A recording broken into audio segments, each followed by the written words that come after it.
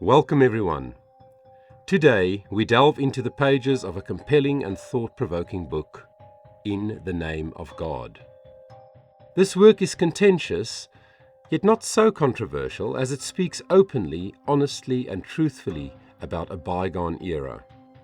An era that continues to evoke raw questions about ourselves, our position with and attitude towards others, our identification and affiliation to racial, cultural and ethnic groups, and our manipulated view of the world.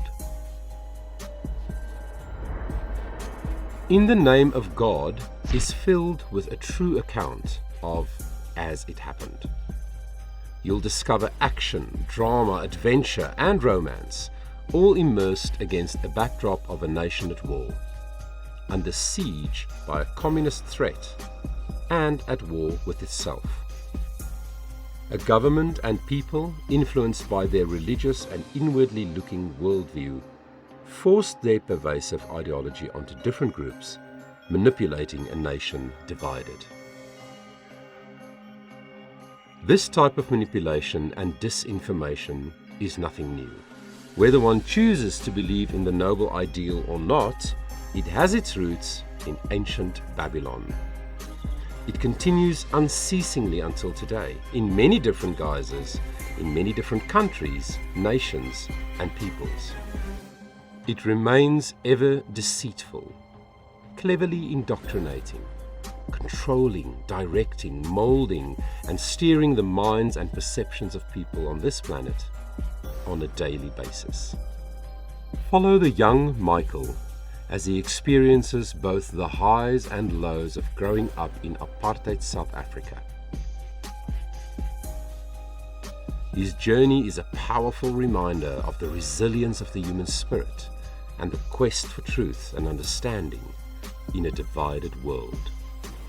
In the Name of God is more than just a book. It's an eye-opening exploration of history, identity, and the power of belief. Grab your copy today and join Michael on this unforgettable journey. Mike, you've asked me to read In the Name of God, Defending Apartheid. Yes, I have. I've got to be honest with you. I was quite apprehensive of what I was letting myself in for. Well, what a great book. But let's hear it from you. What was your purpose in writing this book? You know, Kimon, I started writing in 2009 because I had this idea that I'd looked at a number of previous books that others had written. I'd read them, and I noticed there was a thread to all of them. They were speaking about the operations on the border, in the country, urban warfare, border warfare, bush warfare, that they were engaged in, but nobody was actually giving an account of what they went through. So I decided to actually buck the trend completely, and I wrote a book that is a blow-by-blow account, almost like a diary, but it's so much more than a diary, of everything that we went through, from even school, when we were called up, and then when I finally, after varsity, was called up to the army, and I had to then, decide, am I going to do this or not? And then I put it into a diarized format when I started writing about it. Let's touch on that. Yes. Were you conscience-stricken? You were called up after school, after university, and you were conscripted. How did you feel about that? You know, I wasn't conscience-stricken, as you might call it, like a lot of people would say, but why didn't you have a view and a strong view on apartheid? I had views. I knew what the country was going through. We were all experiencing it. We were living in apartheid times. It did affect me because I was at a very radical university for the time, and that was the University of the Witwatersrand. And Wits, as they called it, was at the forefront, together with probably Cape Town, at resisting this country's government at that time, which was the nationalists. And they were very vocal, and in that resistance, they were tackled on campus. So I knew all about that. I was even in the biochemistry building on the 8th floor at WITS, and I was watching how they were tear gassing students all over the campus, releasing their dogs on them, and it was just mayhem. And I decided for myself, look, I'm just going to stay here on the 8th floor and just stay out of their way. And I watched proceedings, and it was really tragic to see this happen. And this is what the book covers. The book covers at school, at home in Pretoria, Yes, at WITS, yes, in basic training, deployment to the border, yes, different deployments, and then a period after the army. yes. And none of it moralizes. No, None of it really defends. no. But what it is a moment by moment, your life as you lived it, providing incredible context to what was really going on a grassroots, street level Yes, world. How did we perceive the world? What was the zeitgeist? And what I picked up from looking at the book is, I was there too, yes, and I've forgotten. And it is amazing how easy it is to forget what was your worldview. How were you perceiving things 10, 20, 30 years ago? So the amazing thing is, like going through a photograph album that you've forgotten, that you pick up again. That was the feeling of going through your book. How do you feel about that? You know, Kimon, as I stated, it was to be a book with a difference, to diarize the blow-by-blow account, but in such a way as to express the emotions that we were going through, the mental attitude that we had, and the fortitude that we had to develop to go through this time. But prior to going to the army, I didn't have much of a conscience in terms of I really want to do this because I believe in the cause, or I'm not going to do this because I really want to resist. For me, it was a time of growing up. I didn't give much thought to it. I was a youngster. Well, I was going to the army. I was 22. I had done varsity, so I would say that we were pretty informed about what was going on, more than youngsters who came straight out of school and went into the army or the defense force, because the defense force was the three arms of defense, and that was Army, Navy, and the Air Force. And going to the army, it didn't strike me as a thing that I either wanted to really do or didn't want to do. It was just a case of, I want to get this over with. So you had a few perspectives. So you had WITS, and you were quite aware of the contention of apartheid. And this was what comes through in the subtitle, Defending Apartheid. You didn't want to necessarily defend apartheid, but you were also cognizant of what was the bigger picture. We were in the Cold War. Yes. 1989, the Berlin Wall came down.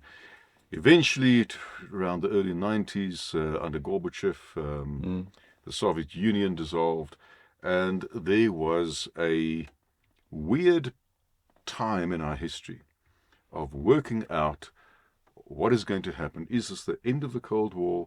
What is going to happen to Russia? What does this mean for South Africa?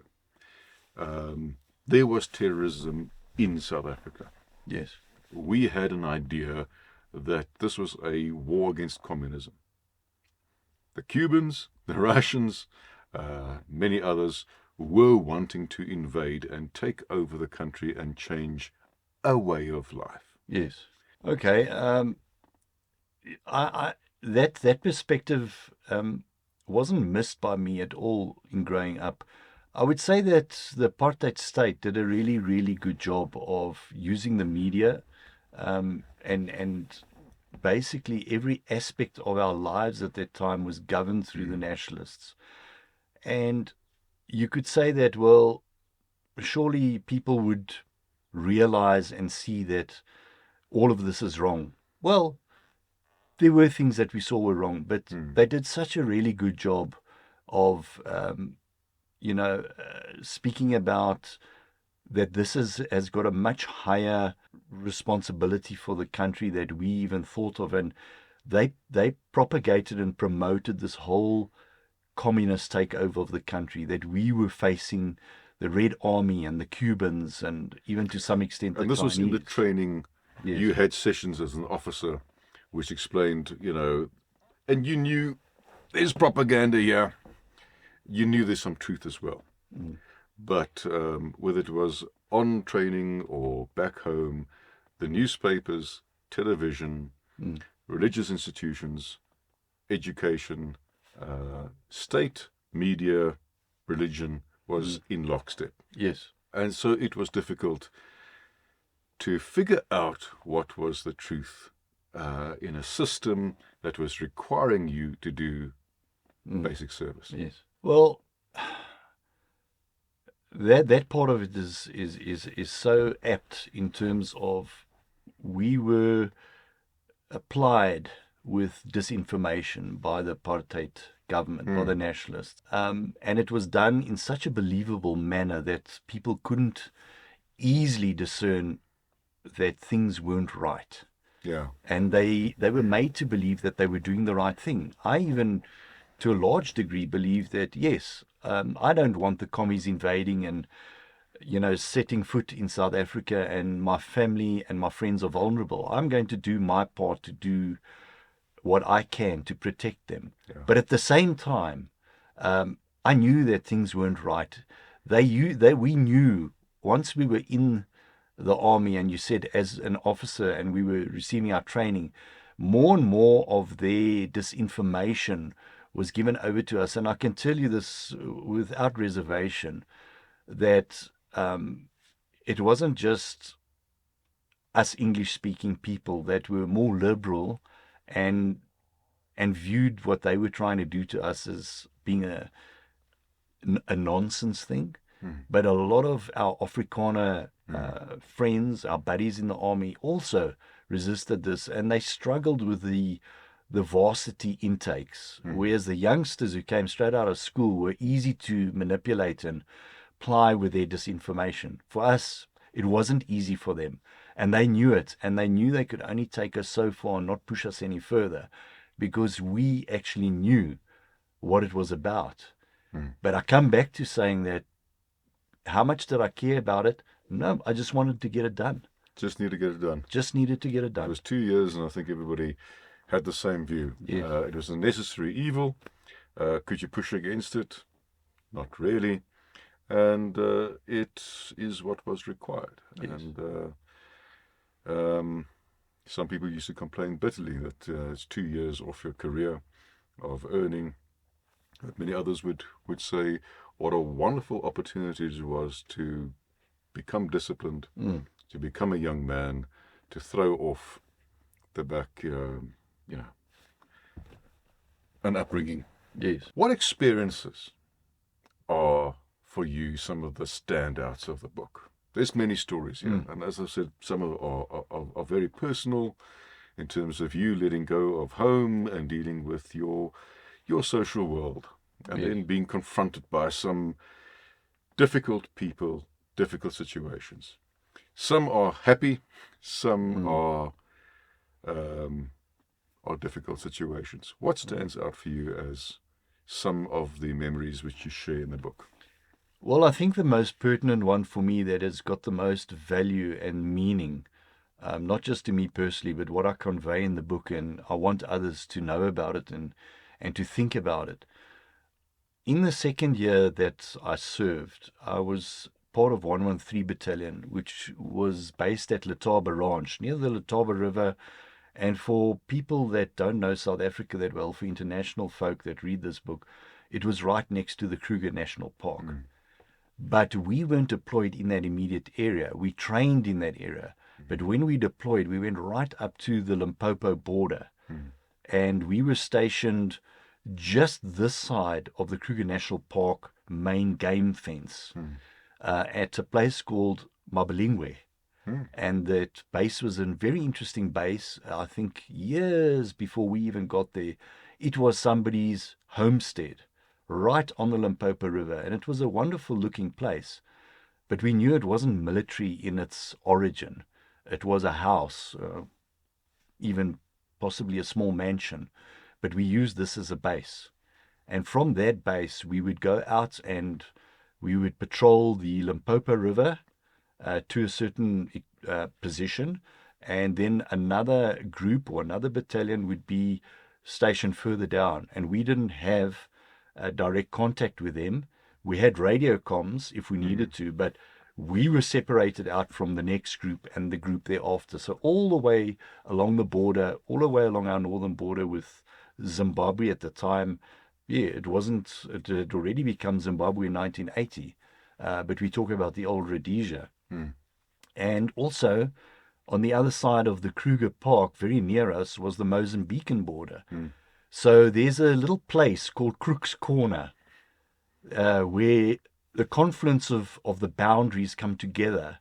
And it's actually along the Limpopo River and along the division between the three countries, both Zimbabwe, well, not both, but Zimbabwe, Mozambique, and South Africa. And why was it called Crook's Corner? Well, it's got a very interesting history in that prior to the 1900s, in the late 1880s, 1890s, a lot of folk who had committed... A lot of crooks. A lot of folk who had committed some really bad things in the country and were being pursued by the force at that time, the South African police, who were after them. They would make their way up to Crook's Corner. I don't know what it was called at that time. It got the name probably afterwards.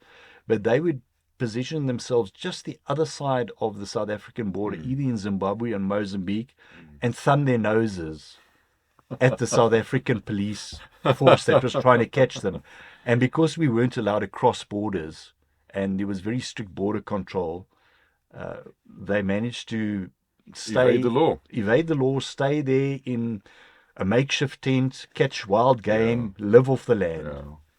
But your experience goes a bit further than that. Yes, it does. You've had to protect that border, but you've also had to protect people crossing that border into the country. So your dilemma has been defending against attackers, but you found that they weren't just attackers, there were people who were destitute. Yes. Let me tell you this story. I think this is really the pertinent story of the book. And it's not so much about we were in an engagement with armed forces, the enemy, terrorists, whatever you want to call them. The truth is we hardly ever saw them. It was like a ghost. We were chasing ghosts up there. But what we did see, the reality for us was that there was a war in Zimbabwe. And at that time, Robert Mugabe was busy doing away with his political opponents and groups that were vocal against him. And him actually being a Shona and not actually a Zimbabwean, he was born in Mozambique and became the Zimbabwean president. But being a Shona, he associated and affiliated with the Shona. And most of them at that time, I'm not saying all, there are a lot of them that didn't, but it was almost exclusively ZANU-PF was the political force at that time. And they were called ZANU. I think they became PF later. But the fact is that Robert Mugabe used that party and that military wing to attack the Matabele. And the Matabele did not support him.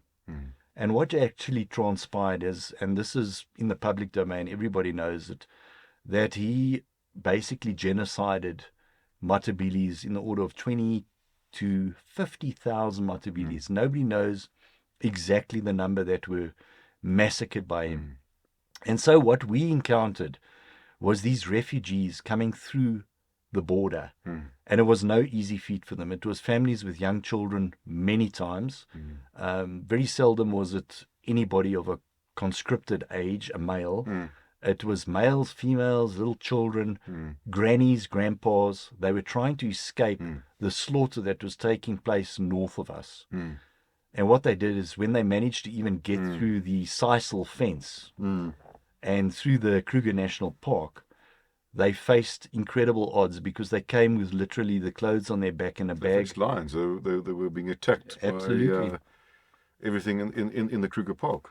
Well, we actually did discover this. We found in some of our tracking, as we worked from the north to the south to find out where these people had gone to, we actually found bones, and these were human bones.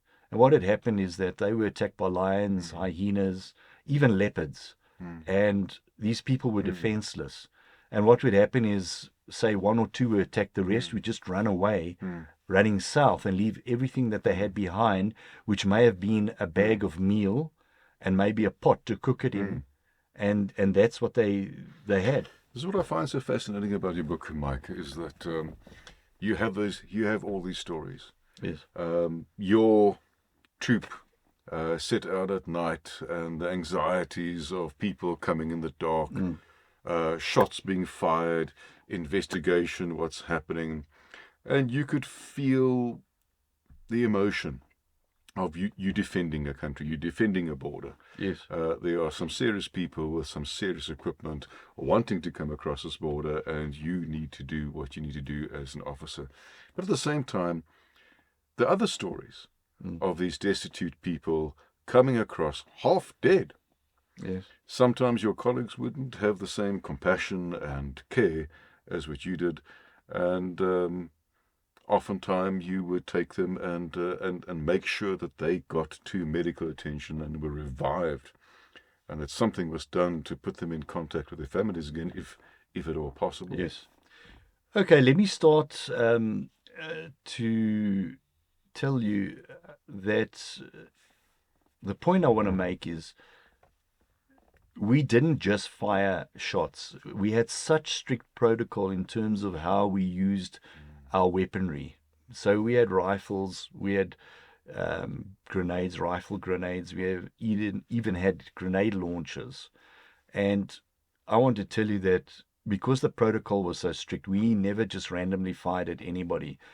We had to go through a number of steps to get permission to do almost anything that we wanted to do. And to fire on anybody was the strictest of them all. So it had to get permission from the base. We had to describe exactly what was happening, and we had to be under attack before we attacked anybody. But here are contrasts in your book, and this is what I think is the value of the book. That if you think that serving in the South African National Defence Force was a one-size-fits-all policy, it wasn't. You and your unit were under extreme pressure to follow policy. Yes. Not a single round could be fired without giving some sort of account to it. However, on your first deployment to the border in Southwest Africa, Angola, you describe this beautiful scene of the green troops going up on a SAML or some truck, and coming down was not part of the Defence Force, but in fact the police, Koevoet. Infamous, if I can use the word, battalion. And you were going up completely green. This would be your first experience fighting a war. And you mentioned your feelings at what you saw from Koevoet coming down. Yes. Grizzly men. Yes. Battle-hardened men. But it was not just battle. It was gruesome. You could tell in an instant, by looking at them, what they had been through. Describe that for me. Okay, before I describe that for you, now I was slowly getting to the point. I think I was going in a roundabout fashion. But just going back to the second year's deployment on the Limpopo border, what was most telling for me, and I think this is the key story in the book, is that as I described the refugees coming through, and if they had managed to escape the ZANU forces, they still had to get past us and get past all the wild game and further south into the communal areas, the communities that stayed down south.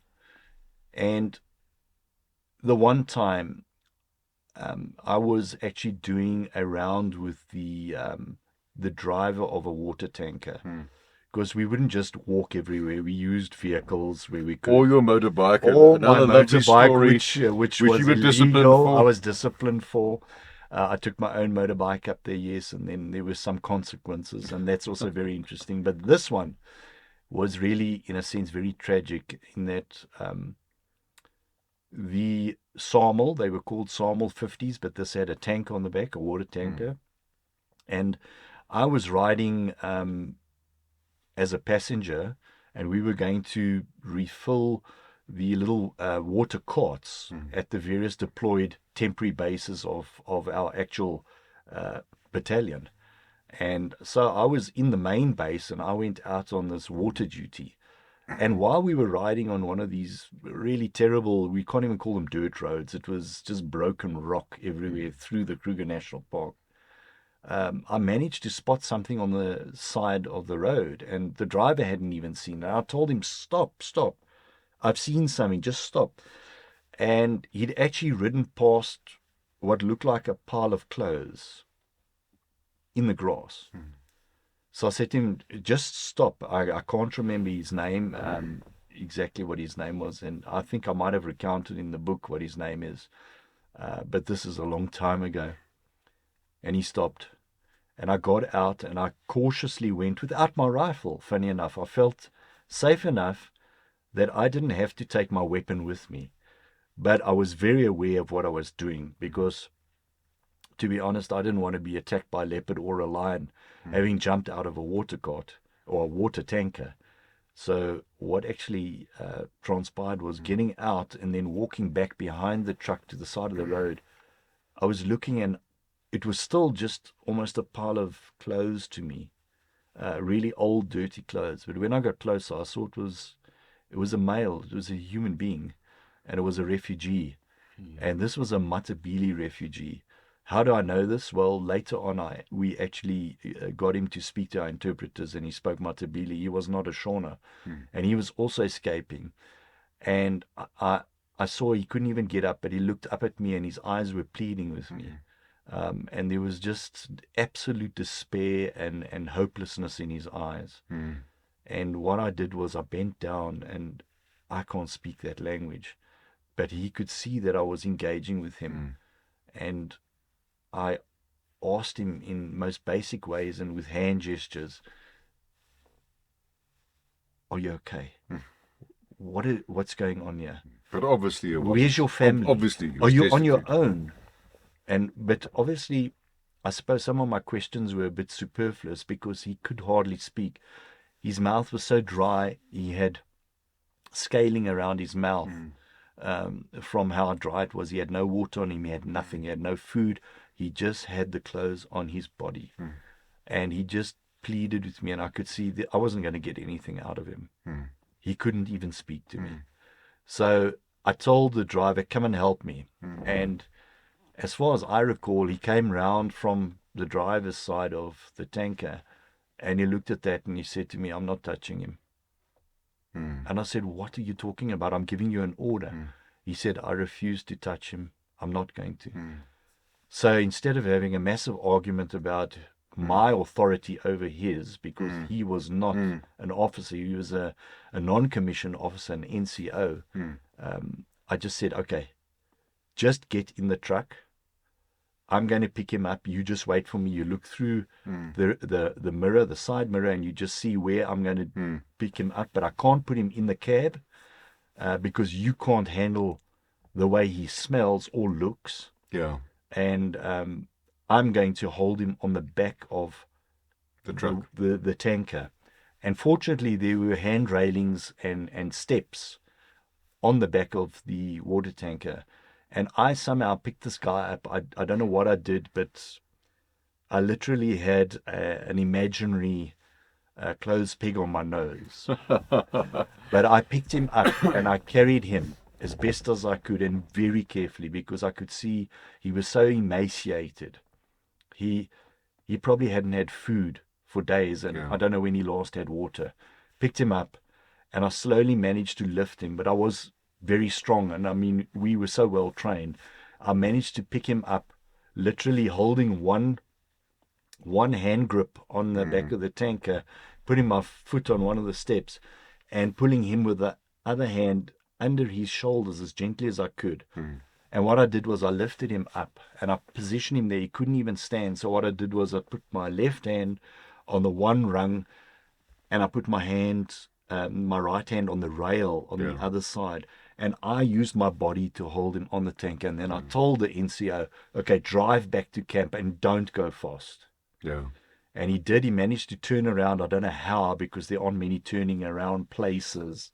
There's no U-turns on those little paths, those little roads. So he managed to just work himself into probably a 50-point turn in the bush and back again. And then we turned this vehicle around and we got back to camp. And when I got there, Gavin Fish, my best friend in the second year of army, he was there and he was ready to receive us because we'd radioed through. We found somebody, a refugee, and he came there and he greeted us. And he looked quizzically at me. What are you doing, Mike? And I just gestured to him with my head. I said, here he is. I've got somebody. We've got to be careful. And so we slowly, between Gavin and myself, we took the guy down from the water tanker and we carried him under some shade and where we'd had some mattresses on the ground, and we gave him water, and then Gavin took over and he basically controlled the situation while I went to go and wash up and clean myself. But he was revived. This man survived, as far as what you know. It took a few days on the base, and I found this an amazing story, and the complete opposite of what I expected to read. Yes. In a book like yours about an army going to war against other enemies.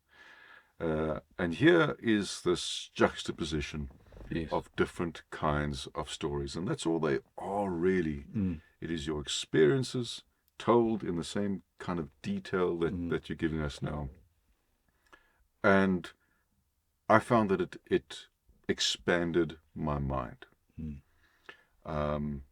It made me rethink what I thought I knew of what war would have been like. Yes. And not just war, but in the context of South Africa at that time. Yes.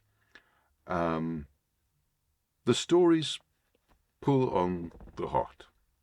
Whether it's you being disciplined by your superior officers, whether it's the saving of this man, whether it is meeting with the Koevoet battalion. Yes.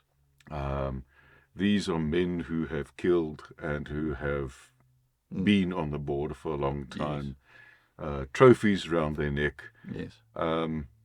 What an incredible collection of stories.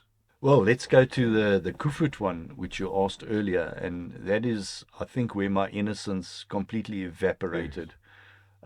We were deployed from our temporary base at 6-1 mechanized battalion, which was, all armored vehicles and support vehicles. But we were infantry, and I wasn't part of that. So we had a little base at the back for infantry deployment called Omuthiya. And we were stationed there, and that's where I had one of my biggest, disciplinary sessions that I've ever experienced in the army and in my life. But that's another story. It pales into comparison with where I lost my innocence. So we'd finally trained at Omuthiya, the base there. Now we were going to deploy. So our whole 𝐓𝐇𝐈𝐒 Bravo company deployed in Buffels, and these are these open armored, well, they're not armored, some of them are armored, but these are personnel carriers, and they are basically another SAML with a different back into it, and that was the troop carrier. So it was like a hollowed out 10-seater where we could fit in with all our equipment, 5 guys facing 5 on the other side. And this is how we deployed with our, all our protection, our helmets, our rifles, grenades. We had everything. We had claymore mines, you name it. We were packed to the hilt. Our kit was 45 kilos, so in pounds, it was probably well over 90 pounds Yeah. that we carried Wow. with us everywhere. We had webbing, boots, our browns, our field gear, everything on. So we were deployed and we were busy in convoy, going up closer to the actual border between Southwest Africa, which is Namibia now, and Angola. That's where we were going to be deployed, but on this side, which was Southwest Africa.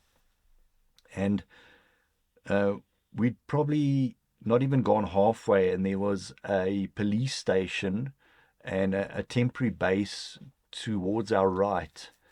And as we passed this, it wasn't a very big place, but it was well fenced in and defended. You could see the bunkers and sandbags, and this fence was something to contend with. And we passed that, and we were looking at each other and discussing what is that. And we knew that there was a sign outside that actually said it's the police that were based there and not the army. And just as we passed them, one of our guys said, "Hey, there's an oncoming," it wasn't quite a convoy, but there were about, I think, 3 of these vehicles, also Biffles, but they looked a little bit different to ours. These were really bundu-bashed vehicles. They were in the bush. Yeah. And we could see, but these guys don't even stick to protocol. They were sitting all over this Biffle on top, sitting on top of the cab, smoking, doing what they wanted. They had the weirdest things. Tatty uniform. Tatty uniforms. Some of them were wearing vests with their browns and their boots, and they were casually just carrying their weapons, and belts of ammunition, and others had magazines just strewn here and there. You could see these guys were on a mission of their own, and as you so rightfully said, we quickly realized that these guys were the police. They were Koevoet. And they had such a reputation. These guys were so hardened by the war up there that they didn't care anymore. They were so battle hardened, but also probably so indifferent to what was happening. So, what is the term? I don't want to use brittle, but they didn't really care. But as they approached us, we saw the strangest thing that they all had around their necks, and we thought, what is this? Who wears these funny kind of necklaces around them, around their necks on the border? And as they passed and we greeted them, and they barely looked at us, they hardly acknowledged us, one of the guys said, "But hey, those are ears that were strung around their neck." And then we realized they were taken off their victims that they'd killed. And as a trophy, they'd cut off the ear. Sometimes they'd cut the right ear off, mostly, but sometimes they'd take both ears of one victim, and they'd string these on a necklace and put them around their neck. And it's just at that point when I realized it and sunk into my brain. It took probably more than a few seconds, maybe a minute or two, and I realized the brutality of this war. Mike, and this is what I think is the value of your book. You've told the stories of dealing just firsthand with a man from Matabeleland escaping Zimbabwe, the current Rhodesia, and what happened. And there's no real spin on it. In your book, you're not making any large claims. It is as it happened. Yes. But one has sympathy for yourself going through basics training. Yes. You enjoy the highs of going back home and social life in Pretoria. Yes. But you have the horrors of PTSD in the Koevoet battalion and seeing the raw horror of war. So many of the facets of what was going on there are set out in the book. And the beauty for me really is, it is from your perspective, factually, and I pick up as a reader, you were not trying to make any statement. No. It was your life. It was life in South Africa then. And here's how I feel about it now. Yes. We can look back through the book and relive those experiences. And it kind of the book makes me think, how will I feel about South Africa now, about world current affairs in 20 years' time? And that's what the book has done for me. You are not going to be the same person you are now, obviously, in 10 or 20 years' time. But it's only through a diary, a photo album, a journal, or in this case, a biography, that you can really slip back 20 years or more. Yes. And it has made me a bit more skeptical, a little bit less certain about how I feel about things, because I realize in 10 years' time and 20 years' time, I'm not going to be the same person. You're not going to be the same person. And we become aware of our subjectivity only really by looking at first-hand accounts in a book like yours. Yes. That's what I think is the amazing thing. Yes. And what are you asking of me? How do I feel about it? Yeah. Do you How agree? would I? How I would mean, I don't think that you set out writing the book with this in mind. No. I have an idea that you set out writing the book more as a way to resolve life in South Africa, but for you personally. Yes. And then a little bit of a distant second for the rest of South Africans. Yes. But now, 25 years down the line, it actually has a different effect on the reader. Yes. Well, let me just say that this being my very first book, and having started in 2009 to actually write, or in this case, type on a laptop, but the thought that went into it, the idea, the whole structure of what I wanted to present, had been brewing in my mind for quite a while before then. And why did I do this? Well, I decided that, first and foremost, as you rightly say, it was for me. So it was very cathartic. Yes. It was a cleansing of my soul and me mentally as a person. Absolutely. That I had to get this out. And I still say that this book is very, very different to most other war stories in South Africa or even around the world, because they like to propagate this whole idea that, yes, we are macho guys, we're going out there, we're going to do this thing, we're fighting, there's the enemy. No, for me, that was absolutely a secondary thing. It was so far in the distance that I left behind. This is all about the catharsis for myself, to just get it out there, to tell a story that most of the guys that have ever been in this SADF would never tell. And to this day, I don't see anybody literally giving a blow-by-blow account, but telling it as it really was and what we went through, right from the beginning, right to the end. What I find amazing about the book as well is that it is a book with which I think so many people can identify. One of the chapters describes you doing the Vasbyt March, which is now mandatory at the end of your basic training. Yes. And you get laden up with 40-odd kilograms worth of kit, which you probably don't need to take. And it's a 200-kilometer march. Well, 150, yes. 150. Yes. 150 over 4 or 5 days. 5 days, yes. And as the march progresses in the pages of the book, you can feel the agony. Yes. Your feet begin to ache themselves. Yes.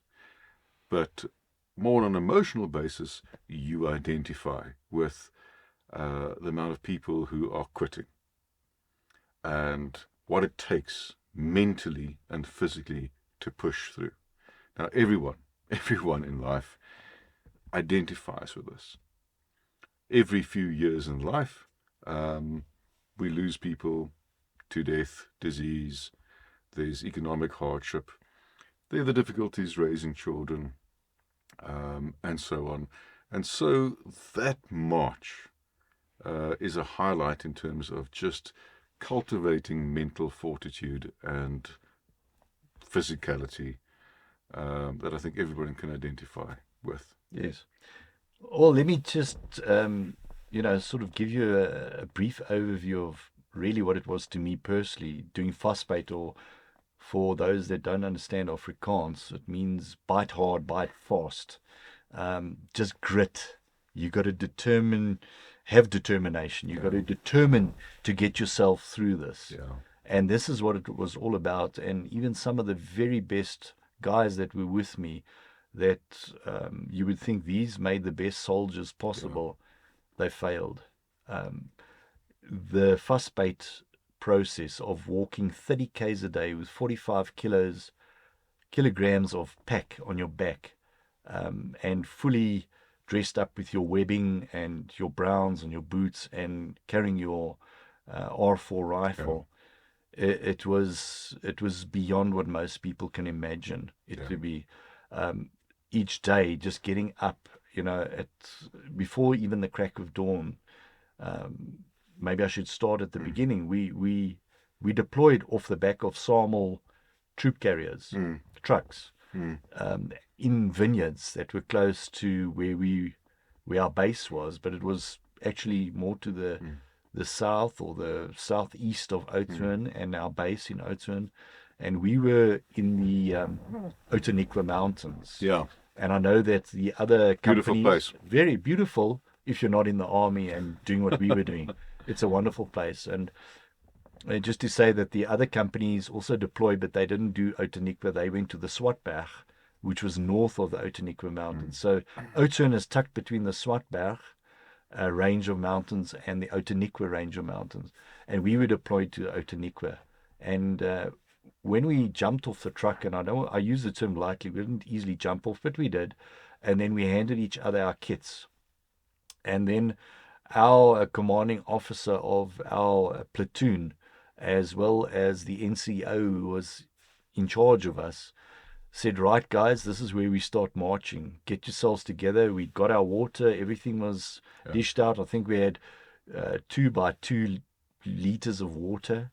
And then we had a small 1 liter water carrier. And we had our pick still and our eating implements, which we carried. So we were literally self-sufficient. Each one of us had everything that we needed to survive, plus our ration packs, which were our rat packs, and we had to carry all 5 for the 5 days, because we were going to do an average of 30 kilometers a day. And as we jumped off and handed each other, and we looked at what lay ahead of us, and there was this dirt road disappearing in the distance. But to just offset that, really, like, we don't know what to expect, but this is not going to be pleasant. Right next to the road was a wonderful, beautiful little stream that actually followed the road and in the valley next to the mountain. And it just looked so beautiful. And in any other context, this would have been paradise. This was the complete opposite. We stepped out in paradise, but it was going to be hell for us. And we started marching. It wasn't a march, it was a walk. I think we initially started marching. We'd do a slow march and just all get into line, and we had to walk in this column. And in the front, they had a red flag, and at the back, the guy had a red flag on his backpack, so that any of the civilians that passed us would, be warned in time that, guys that are on the march. And then we started. And it felt okay in the beginning. That first day, I think we were tough enough, our boots were comfortable enough, and our socks were dry enough. By the time we finished that 30 k's and we went into a temporary base where everybody got together, and then we had to use our rations. We had no food made for us. There was a water cart at the end, and that's it. And I thought, if it goes like this every day, it's going to be fine. And we got told, look, there's one thing you must remember above all else, and that is, take your boots off, take your socks off, and hang them up in a bush to dry. Because the last thing you want are damp socks in your boot when you're marching. And so we listened, and as I say, that first day was amazing. But as we went on day by day, I started to realize another 30 k's behind us, but I'm really feeling this. Yeah. I'm feeling the stress of carrying my backpack, my R4, and then of course we had a light machine gun, which was not light. It was really heavy. Yeah. And one of the guys had to carry it, so we each got a turn. And for that day, we split it up. And because we walked in a column of about 10 guys in each section, Yeah. we decided, okay, we'd each have 2 turns at carrying the light machine gun, the old LMG. And you had to carry the belts of ammunition, which were incredibly heavy. And so we did. And my best friend, Ian Cameron, who became our platoon photographer, and what an amazing guy. He was such an incredible guy that the one story, and I'll just interject this quickly, when we were told, now, get down, you've done something wrong, I want 20 push-ups. And when it came to Ian, and he'd apparently said a little something cheeky to our commanding officer, which was a two-pip lieutenant, he was told, Ian, get down and give 50. And so Ian said, okay. He got down and he did 50 like he was a professional. Yeah. His body was straight. His arms were just incredible as he pushed himself up and down doing push-ups. Yeah. And then the lieutenant said, okay, Ian, that's enough. And then Ian would turn around and say, no, I don't think so. Can I do another 200? Yeah. And he'd proceed to do 200. They could not break Ian Cameron. Yeah. He was just one of those guys in a mold that nobody would get the better of. You know, Mike. But let me get back to Vasbyt. Each day, and towards the end, when I had my turn to carry the LMG, it was a bit of a comical affair, because my best friend Ian, who was about a head and a half shorter than me, but as tough as old nails, when I was carrying this up the hills, that was my biggest weak point. Well, you have a biggest weak point? Well, it was my weakest point on the whole route march. And that was to try and walk up a hill, a dirt road, a hill, with my R4 and the light machine gun with its ammunition. Sometimes we gave somebody else turn to carry the ammunition while we carried the light machine gun. Sometimes you carried both. And I just said to Ian, I don't know if I'm going to make it. I don't think I can make it. Yeah. And he said, Mike, you're going to make it. And what he did was, he, with all his kit, which literally, he was dominated by his backpack. That's how big this thing was, and packed to the hilt. And all his weaponry and his browns and his boots and everything else, he said, Mike, you're going to make it. And he started pushing me in the lower part of my back. Yeah. And he helped me get up those hills. If it wasn't for Ian, I would never have made it. Mike, this is what I think lends so much authenticity to your book. It's self-effacing. Yes. You tell it how it is for you when you were under trial, under pressure. What is also so authentic about the book is you tell on the side of the South African Defence Force different personalities. There were some amazing people, like the Ian Camerons. Then there was the last officiating officer as you were working at the Levubu station. Letaba station, but not a nice character. Yes. And so refreshing to see from your perspective, there were different people. Some had courage, some didn't. Some looked after their men, some couldn't care. Yes. Some had compassion on the refugees, some had none.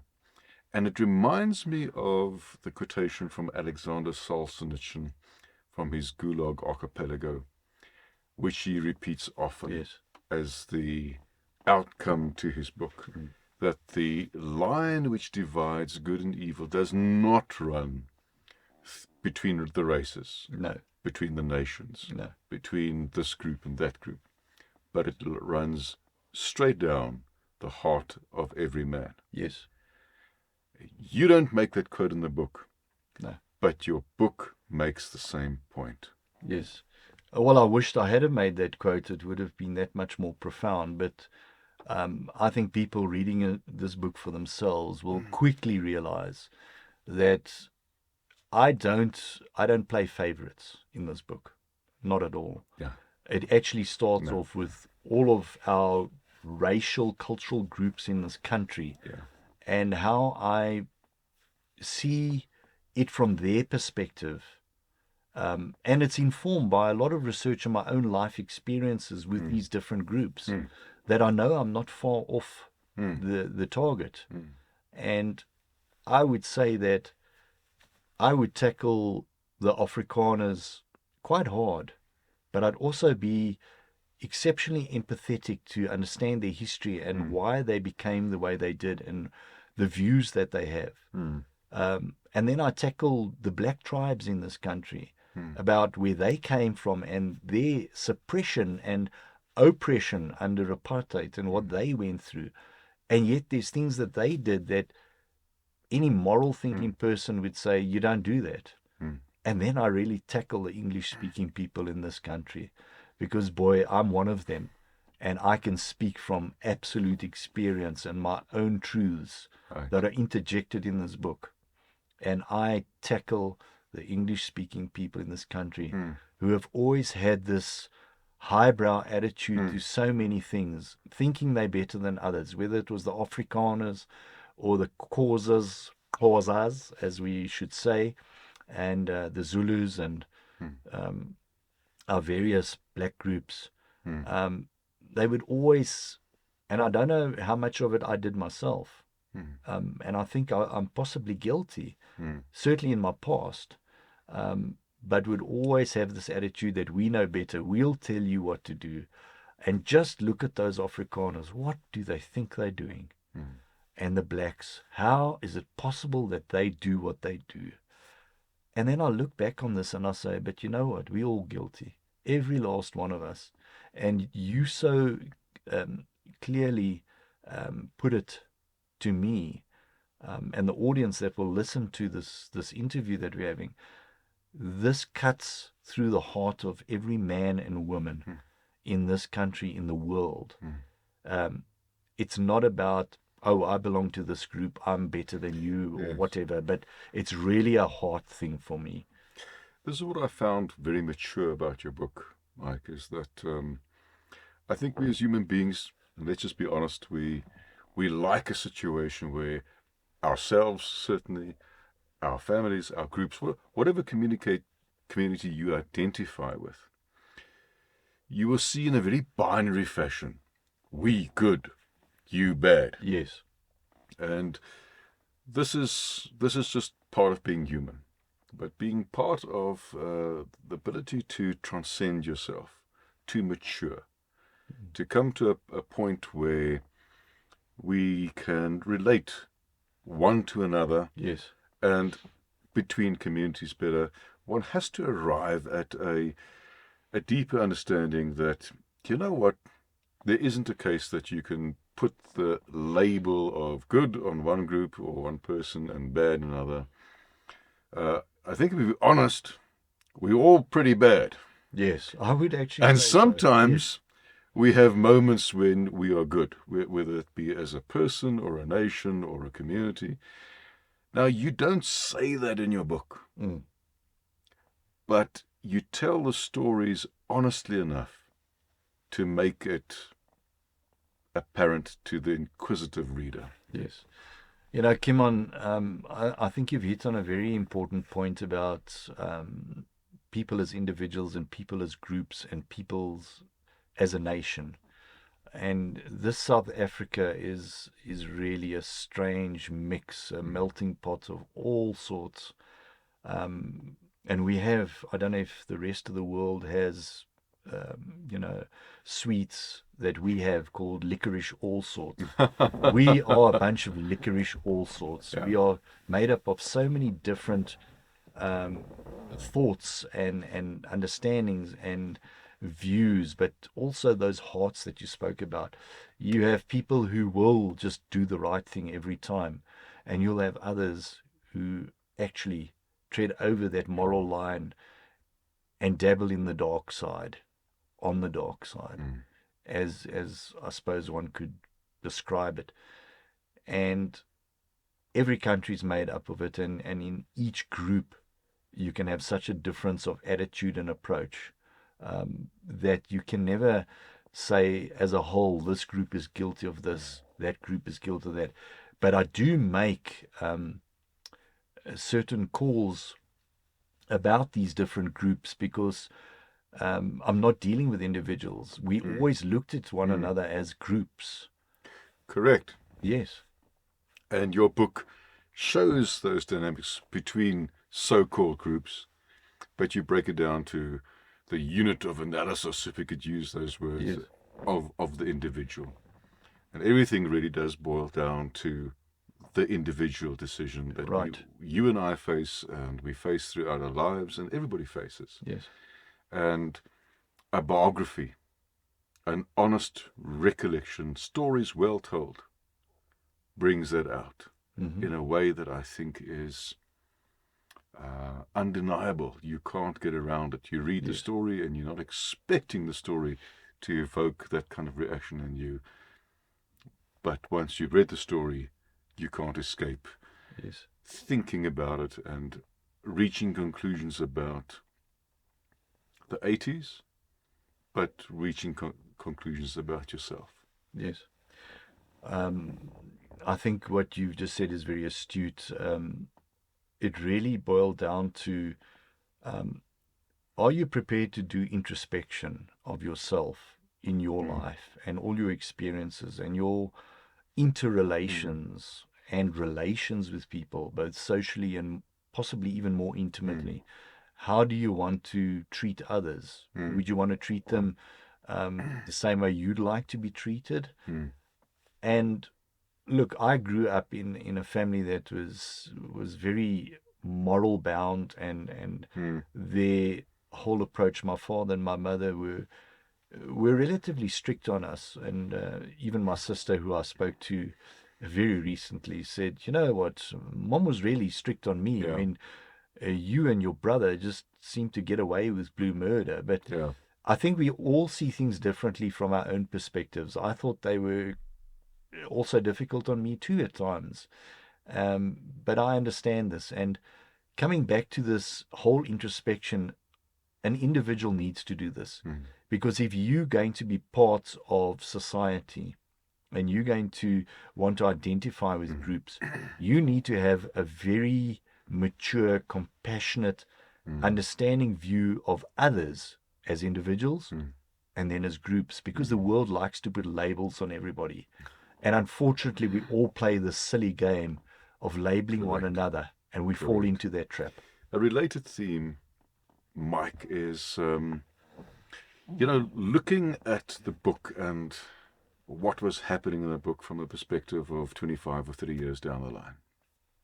And now the world has formed, a pretty hard and fast idea of what that history was. There's a official shared version of what most people in the world or in the country believe about that time. Reading the book refreshes you to understand that it was exquisitely complex, Yes. multifaceted, layered. This onion has got many, many, many Yes. layers to it. And I couldn't help but think, of all the current issues. We have Israel, we have Palestine, we have the Ukraine, we have Russia. Yes. We've got conflicts in Western and Eastern Europe. We've got so much going on in South America and the border with the United States. And it just made me rethink what is the popular story of the conflicts of our time, to be more inquisitive, not to take explanations at face value, but always to recognize there's a lot more going on here, always, than what meets the eye. And we're bound by our subjectivity. We're bound by what we can perceive in news and media, which is accessible to us. And it's made me a more humble person. Yes. Not to jump to conclusions, Yes. particularly popular ones, too quickly, but to appreciate the nuance. So I think I think it is a wonderful thing being able to read a biography like yours. It's become very cheap and easy to say, why read a biography? Well, you really are getting 5 or 10 years of life experience in an honestly narrated biography. Yes. And I think that's what your book is. Thank you. Well, if I can respond to that in the way that I would like to respond, is that I have been as honest as I possibly can, and it's not through any duplicitous thing going on in my mind that I want to trip somebody up and fake a story or anything like that. No, this is from the heart, and each story is told as it happened, warts and all. Who's guilty doesn't matter. Who comes out smelling of roses doesn't matter. It's a story just told as it unfolded. And that's what was the whole point of departure for me in writing this book. And I hope that I've achieved it, and I think I have. I want to allude to a lot of what you've asked as a very complex question, and that is that, okay, things have changed in the world, even in this country. How do I feel about it? Do I believe that what we're getting is the truth as it happens? How do I feel about everything based on my own understanding and my experiences? And the fact that I've been friends with you for 24 years, and you've taught me a lot where I thought I knew things, and you've just taken it to a whole new level of understanding, and you've actually challenged me to question things even deeper than I normally do. And it goes well beyond this biography now in our friendship of these 24 years. And that is, this was written quite a while ago and published in 2012, but it still remains relevant. And coming back to the relevance, and that's what you've taught me, is that question everything. Never take anything at face value. Never. Do your own research. Investigate. And start connecting the dots. And as you would say, follow the money. That's been your mantra for I don't know how many years. You've always said to me, Mike, if there's that proverbial little bit of smoke, there's possibly one huge fire behind it. And this is how I've treated my life. And I'm not speaking for you, but for my life. I've come to the realization that you have taught me to question everything these days. And in so doing, this is what I project in the other books that I've written. And I'm still writing, and I want to produce a lot more. But I struggle now with getting past the very first and only non-fiction book, which is this one, In the Name of God, Defending Apartheid. And I really want folk to know there is no defense of apartheid. This is just a call to understand, or for people to understand who read this book, who take the time to read it, that the defending of apartheid was done because we were conscripted by law to serve in the South African Defence Force. And you had very little choice. And if you wanted to resist it, well, you would either spend time in jail, and probably more years than you would have spent doing your 2 years national service, or you had to be exiled out of this country if you were that against what was happening here. And many people did that, and they have their reasons, and I have my reason for what I did. And my choice was I just wanted to get it over with. But there is no defending apartheid. I do not go out of my way to say to anybody that, you know, besides what you see on the cover and what you read as a title and a subtitle, this can be misleading, but I did it purposefully. I'm pulling people in to understand this. And I want to take it one step further. In all that I've done in my books and my interactions with people, and especially people like you, you've taught me that we aren't conspiracy theorists. We are conspiracy realists. And that's what we do. We investigate things and we look at it. So do I believe that everything is as face value would say it is? I don't. No. And I, for one, and I say this, and I'm not speaking for you or anyone else, to me, the history of the world is an absolute lie. And I investigate everything. And I am prepared to go out on a limb and to start documenting and start filming and possibly even at some stage, doing podcasts about the things that I see, where I've connected the dots and I've looked beyond that little bit of smoke and I found fire. And I'd love to do that. And it would just be so incredible if you could possibly join me on that journey. But that's a choice you have to make. I've made that choice in my mind already. I'm going to go down that route. And I'm going to go far beyond this book. And I'm going to expose things that there's more than enough evidence and facts and really good assumptions, if the facts aren't all there, about what we face in this world and what we faced for millennia and what we now, as the surviving generations on this earth today, what we're facing and still going to face. And I think this is going to lift the lid off this really foul-smelling brew that's called the history of our lives and this world. Mike, there's an old, bit of a sarcastic, witty statement. The history of the world isn't what we thought it was. No.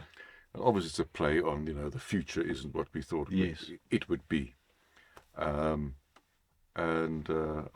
think that's what comes out so clearly from your book, because it makes us rethink our future, our history. Yes. Your book does do that. And, if you rethink your history, yes, you by default rethink your future. Yes.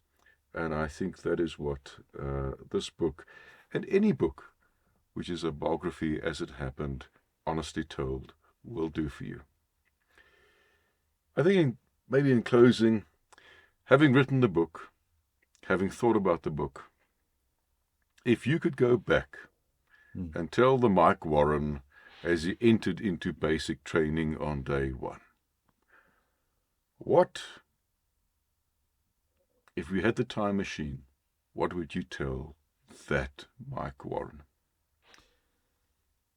This is going to be a tough one to answer, because it's a very, very, very tough one, no doubt.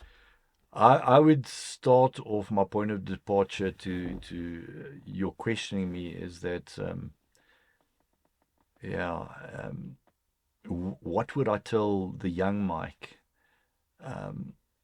Well, it is what it is, unfortunately.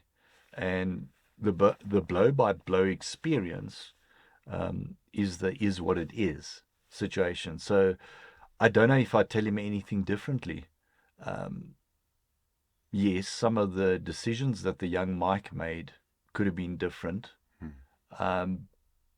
But I have a certain personality. I have a certain character, and I've got some really big character flaws, of which I'm very well aware of.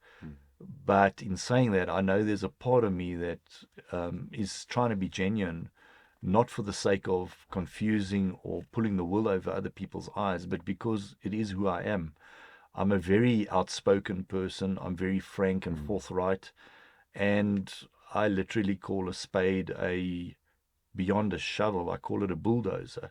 And that's the route that I've chosen for my life. And, there's that old saying, well, you make a decision and be damned. I might be damned, but then maybe I won't be damned. Maybe there will be some illumination for not just for myself, but for so many who follow me on my future journey from this point onwards. Well, Mark, all I'll say is your book is interesting. And if you are picking it up to try and justify your view of the world, you're going to be disappointed. Yes. But I think I can strongly say that anybody who honestly picks up the book, you will not just get a view of the past, a different view of the past, but you'll get a very different view of yourself and of the present right now. Yes. Great book. Hope to see more. Well, I just want to thank you for this interview, 𝐸𝐿. I think you have really extracted from me the things that have been caught up in my head and caught in the book, but now I'm trying to verbalize them. And for me, it's not very easy for various reasons these days. And that's just to say that we all have life experiences, and we've all had our ups and our downs. And yeah, it's just nice to have this interview. In fact, beyond nice, it's even cathartic for me to have this interview with you, that you can extract from me just some of the things. And I know it's not easy because I'm that kind of guy, but once you get me on a roll, I can really start talking to you about the depth of my understanding of various things. And I know it's the same with you. And I just want to say thank you for this interview. I found it most enlightening for myself. Thanks, Mike. Thank you. You're welcome. Thanks, 𝐸𝐿. In the Name of God is more than just a book. It's an eye-opening exploration of history, identity, and the power of belief. Grab your copy today and join Michael on this unforgettable journey.